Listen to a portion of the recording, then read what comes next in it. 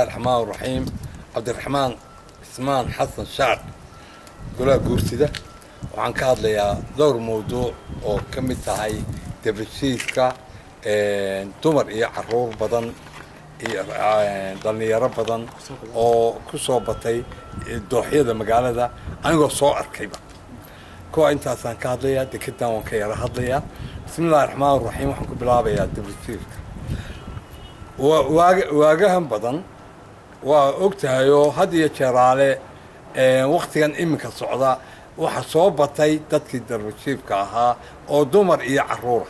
oo hablo gashaankiyo iyo dhalinyaro isdilaya oo tooriyeysita oo xabaq cabaya dooxay joogan gidaaraday joogan waxaan dawladda ugu baaqaya iyo arrimaha bulshada inay dadka ay wixii ay u qaban karto ay qabanto soo ururso oo jeelasha geyso oo ay meel ay ku xanaanayso la keeno ayaa horta marka hore ugu baaqaya dawladda dadka iminka qolada dibashiiska xarumaha u samaystay kuwa qudhoodan waxaan leeyahay timo cadnimo kala dexday joogaan iyo gidaarade iyo meeshii buush oo dhane dee kaale idinkuna sidii oran lahaa intaasaan oran lahaa iyaga intaasaan kaga baxaya oo gaaban xildhibaan waxaa jirta in horumarinta dekada berbera maalmihii u dambeeyay mudaharaado ay iska soo daba dhacayaan lagu diidan yahay maxaad ugu baaqaysaa shacabka mudaharaadka dhigaya dadka wala mudaharaadkaas uu soo noqnoqday horta mushkiladda ugu ballaaran waxa weeye dalka ciidamo kala laha Soomaaliland weeye horta dekedu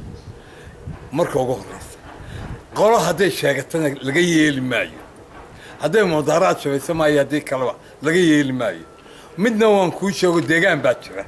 waxa weeyaan reerka iminka deegaanka oo waxa weeyaan waa qoladii berberaba looga tagay horta loo dhisay dekada ayaga loo dhisay horta iyaga loo dhisay waa xamaalkii waxa weeyaan kii gaariga waday waa kii ilaalinayay intaas oo dhan bay iyagu leeyihiin dadkan kale ma joogo Soomaaliland kale meesha ma joogaan kuma xagaagsan karaan iyagu si way ku xagaagsan karaan waxaan la waar iimaan laan bay haysee dadkiina iyo dalkiina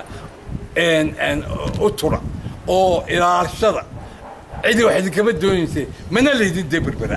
mana leedin berbera horta marka ugu horeysa ay siinina Soomaaliland ba ku dhaxaysa